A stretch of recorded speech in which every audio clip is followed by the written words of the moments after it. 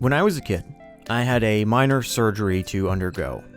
Since birth, I had a benign tumor on my back that caused me some issues. This surgery was extremely low risk, but for 12-year-old me, it was a big deal.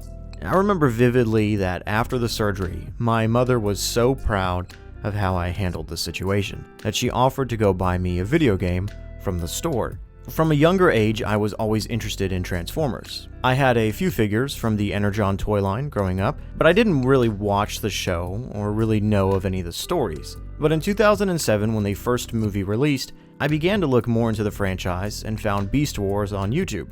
I watched every episode. Needless to say, at my age, I was very confused why Optimus transformed into a monkey and not a truck. I was at the time, of course, unaware of who was who. I ended up watching Transformers Animated and Cybertron online as well. Both of these shows are very close to me, and yet I still wanted more.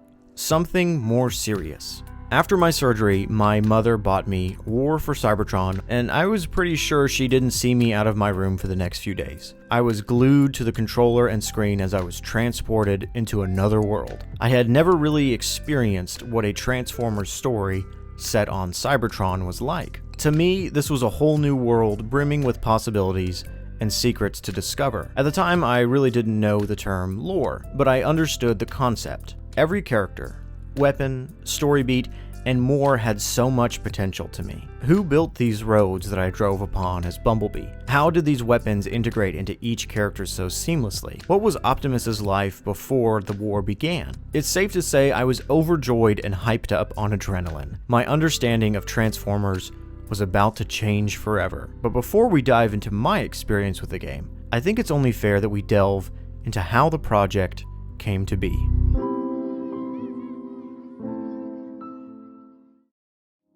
In April of 2001, the Japanese game publisher Sammy was looking to break out into the American market by creating a new subsidiary known as Sammy Entertainment, and then later renamed to Sammy Studios. But not long after, in 2004, the Sega Corporation merged with Sammy and planned to close down Sammy Studios. Luckily for that team, they were bought out by a group led by John Rowe, a veteran of the games industry, who co-founded the company TradeWest, best known for publishing the game Battletoads.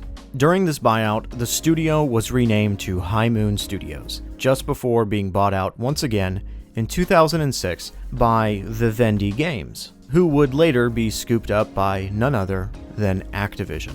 High Moon Studios did not have many titles under their belt before War for Cybertron. In fact, they had only two: Darkwatch and the Bourne Conspiracy. But from the start, there was one man in particular leading the charge of game design: Matt Teager. I want to make the game that I've been waiting 25 years to play.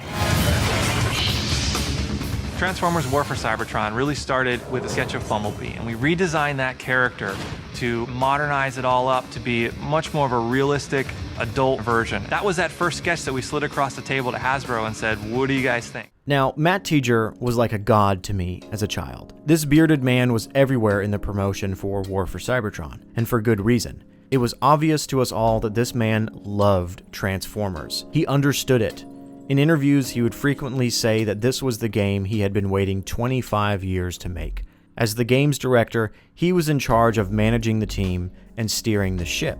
And speaking of ships, Matt Teager obviously loved video games just as much as Transformers, as he left his studies for a PhD in marine biology to pursue video game development. If you take a look at his LinkedIn page, you can see just how many titles he's been involved in through High Moon Studios' life. And while the studio itself is mostly dedicated to Call of Duty support, his interviews in 2017 for Destiny 2's Forsaken expansion put a huge smile on my face. He was still rocking that beard, and he still loved video games.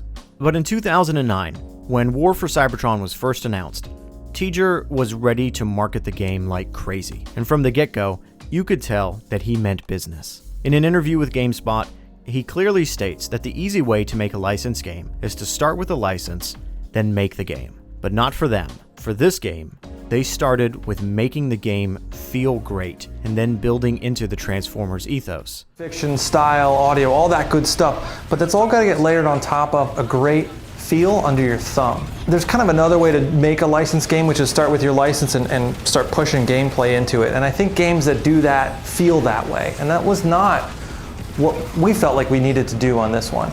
That applied to every aspect of what we did. And specifically how that relates to multiplayer is gameplay balance, weapon feeling, how long does it take to pick up a weapon, switch weapons, transform, vehicle speeds. Every facet of that was all predicated on what feels right under your thumb. Matt Teager and the team behind the game understood that the game had to feel good first. This wasn't going to be just another licensed game that was dead on arrival.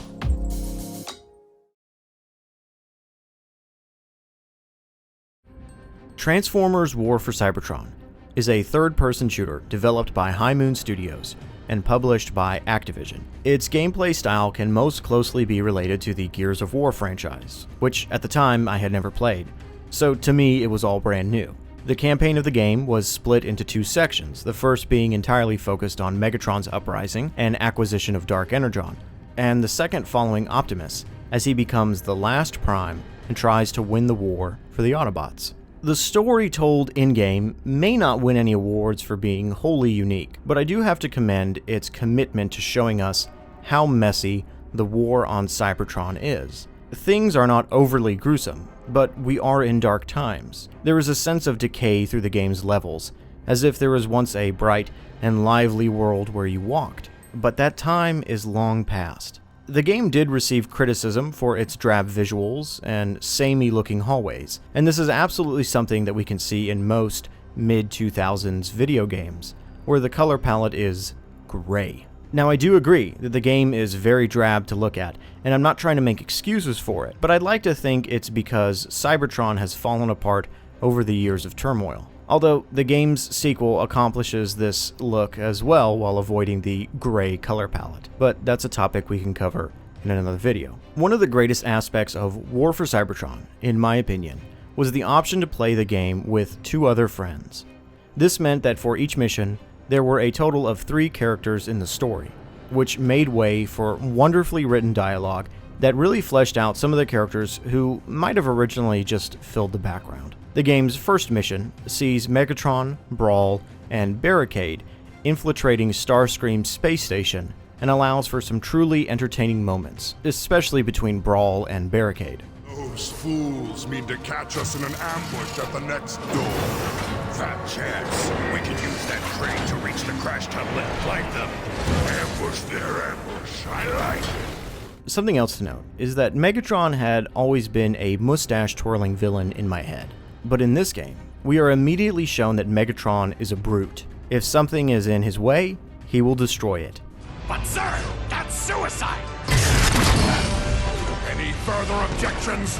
Ram this warship straight into the heart of that station!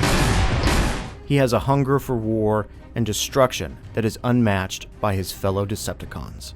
In Chapter 2, you get the chance to play as Starscream, which is a treat since we see how large his ego really is. The game does a wonderful job pairing up characters who have great chemistry.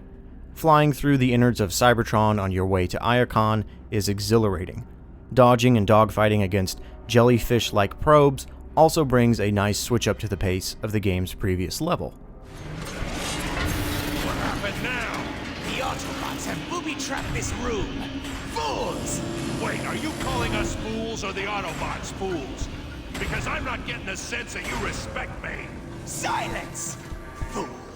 Chapter 3 is where things begin to take a turn for the better for the Decepticons, as the sacking of Iacon commences. This, as we learn, is all a plot to recover the hidden Omega Key to then unlock the core of the planet. With this access, Megatron will be able to spread Dark Energon throughout Cybertron. There's one problem though. The Omega Key is guarded by the ever-corrupt Zeta Prime. Enough excuses.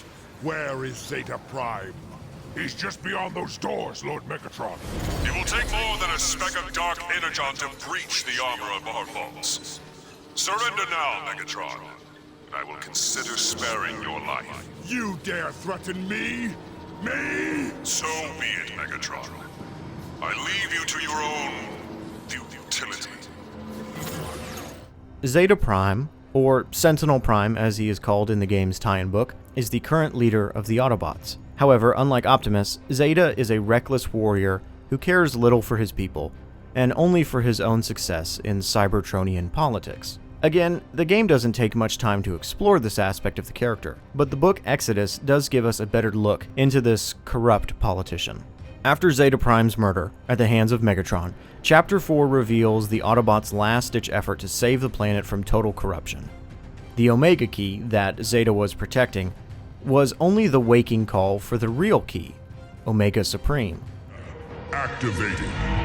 Power optimal. Mission. Destroy Megatron.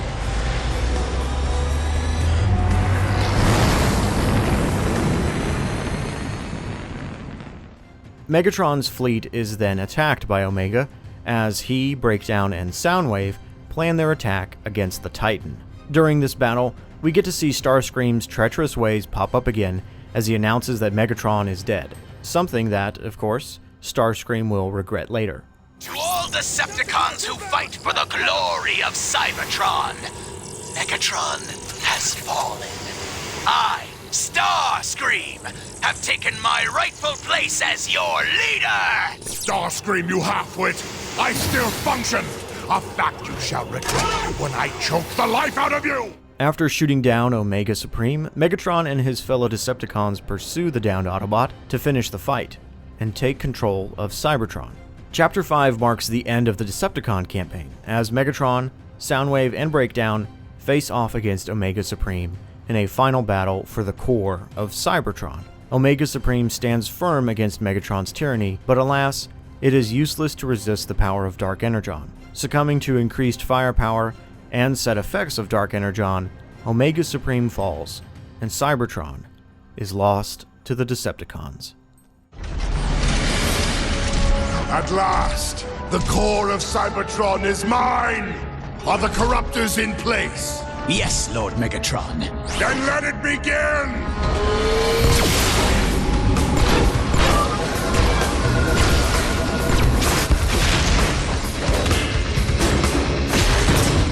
A glorious new age is upon us, my brethren. With Dark Energon infused into the core, Cybertron is mine to command!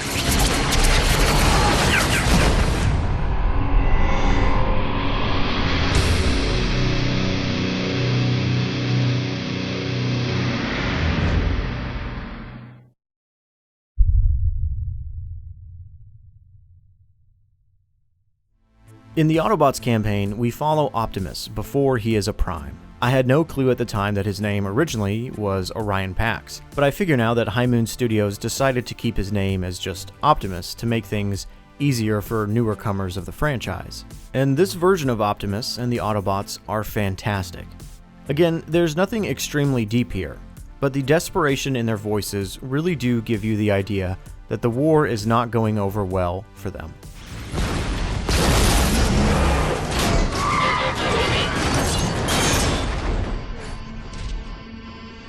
You're a skilled fighter, but you shouldn't be out here alone. Autobots are no longer safe in Iacon. The Decepticons control the airwaves. The only secure way to communicate is by messenger. I volunteered. Name's Bumblebee. Chapter 6 has Bumblebee, a young messenger, contact Optimus that the Autobot leader Zeta Prime is dead. Optimus, Bumblebee, and Ratchet band together to defend Iacon from the oppressive hand of the Decepticons and retake the Decagon. By the end of the mission, after some great moments between the brash Bumblebee and the veteran Ratchet, we learn that Zeta Prime still functions and is being held prisoner in Kaon, the Decepticon prison city.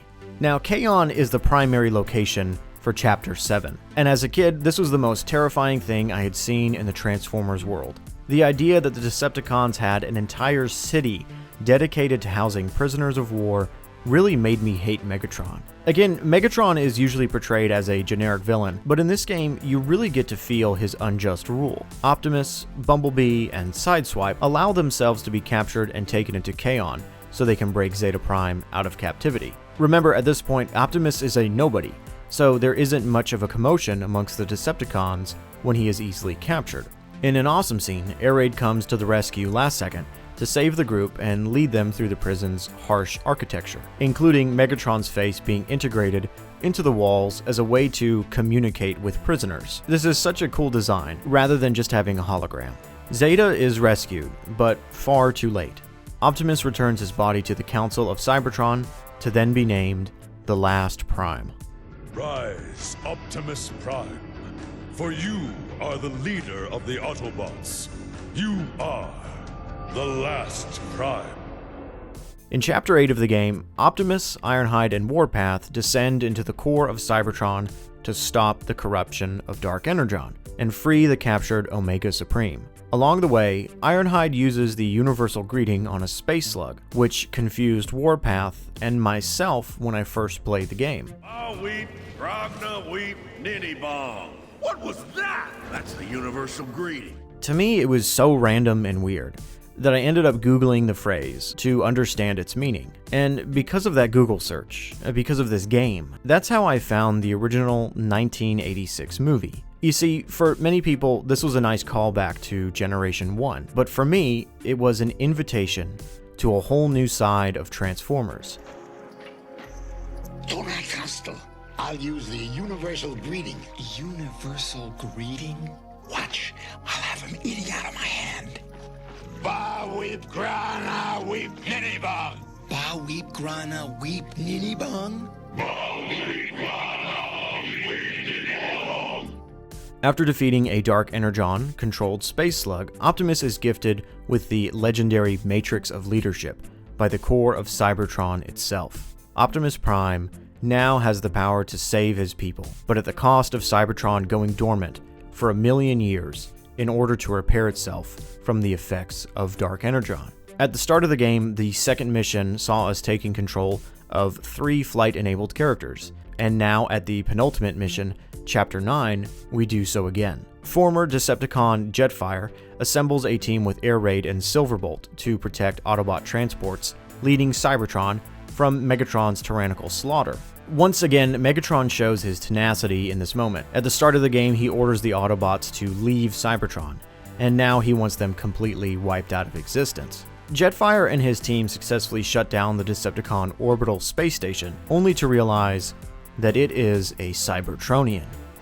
Initiating bombardment of Iacon. What's that? Did that thing just talk? Yeah, it did. And it's about to fire on Iacon. Autobots. There, the energy conduit. That's our point of entry. Trypticon has been here all along. After destroying his T-Cog, the Autobots narrowly escape as Trypticon plummets towards the surface of Cybertron.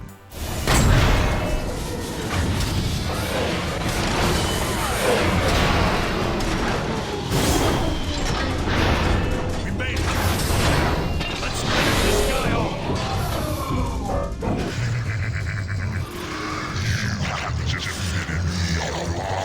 The game's final mission, Chapter 10, gives us Optimus Prime, Bumblebee, and Ironhide's last stand against the Decepticons. After a grueling fight that as a kid took me way too many tries, Optimus defeats Trypticon and plunges him even deeper into Cybertron. With their remaining resources, the Autobots begin construction of a new transport to take them to a new home, the Ark. And then, the credits roll.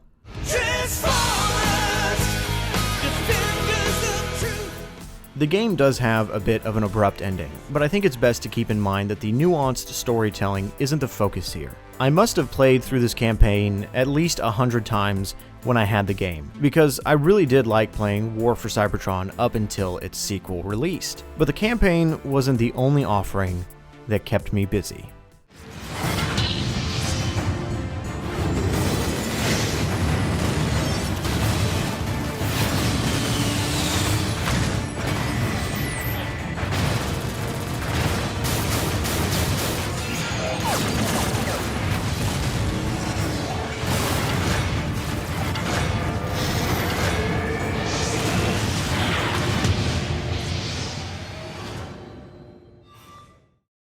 As a kid, I didn't play a lot of multiplayer games, My brothers and I grew up with Nintendo consoles and titles like Metroid Prime and Mario Kart, so the brief history I had with shooters was strictly single player, and my multiplayer experience was limited to kart racers. So War for Cybertron really brought me into the modern age of multiplayer, Xbox 360 party chats and all.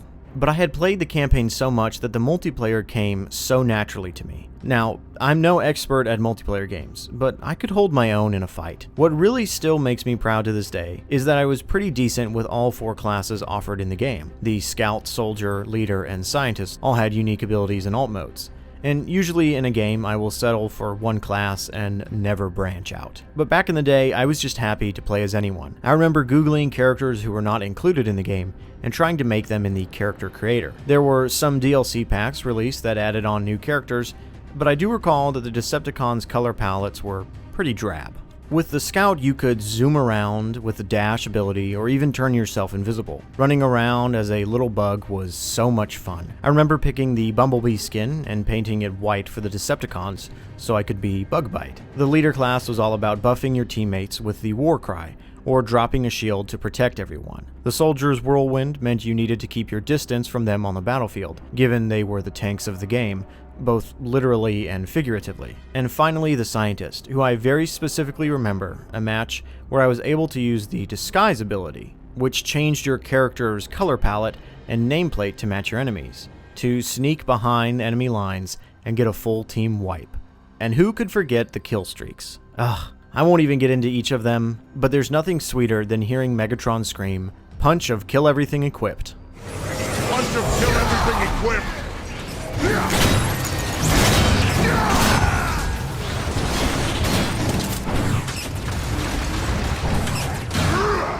But as much campaign and multiplayer as I played, neither came even close to how many hours I sunk into Escalation.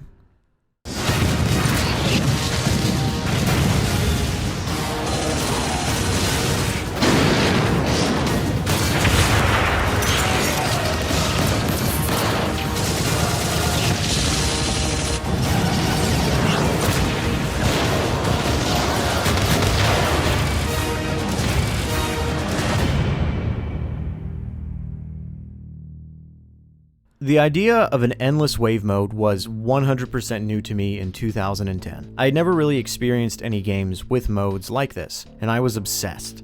I guarantee you that if you dropped me into any Escalation map, I could drive around it blindfolded. Wave after wave of enemies would flood the map, and the rush of adrenaline would kick in. Which gun can I purchase? Which ability can I pick up?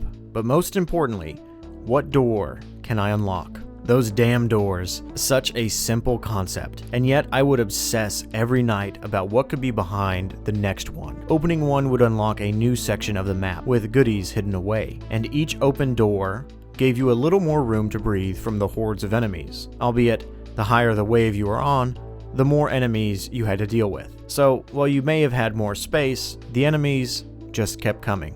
I do not recall if enemies had larger health bars as you lasted longer in the game, but I do know that the pressure was on. One night, I finally made it past wave 100. I felt so proud of myself. I felt unstoppable. And before you ask, no, I didn't do it by playing as Starscream on that one map where you could barrel roll out of bounds and shoot in on the enemy.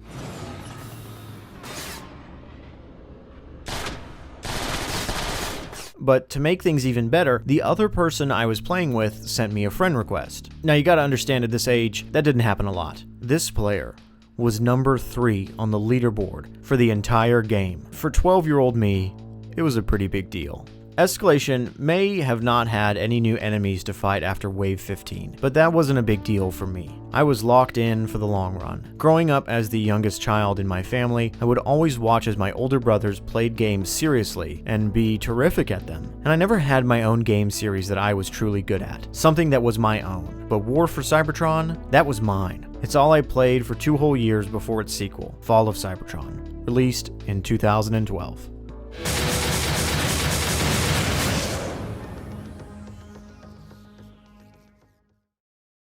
After its release, War for Cybertron garnered favorable reviews that landed it in the 7 to 8 out of 10 range. As we mentioned before, one of the main criticisms of the game was its bleak color palette and design. Cybertron was a world at the end of its life, but it still left a lot to be desired visually speaking. By the time the game's first DLC pack was launched, the active player base had dropped to low numbers, meaning finding a game to utilize these new characters and maps was somewhat difficult. Later in 2020, Activision lost the rights to publish media from the Transformers IP, and the game, as well as its multiplayer servers, were taken offline.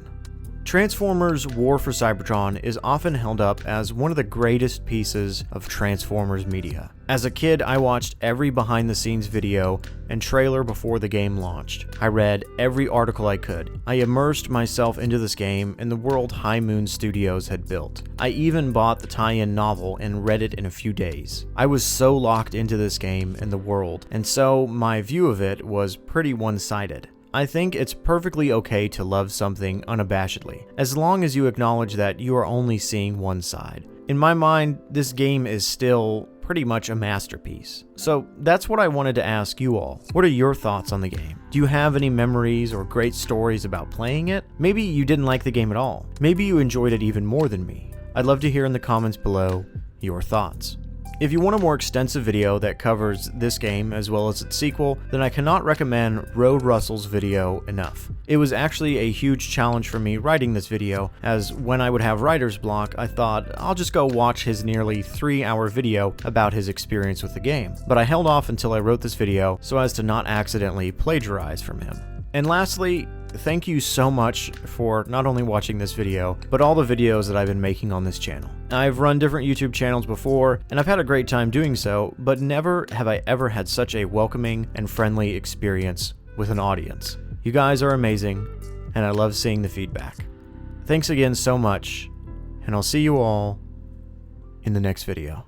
It's been a fantastic experience to revisit all those childhood memories, gather the resource from the huge lore that is Transformers, and then shape that into basically a brand new vision of what Transformers are in a way that people haven't seen before.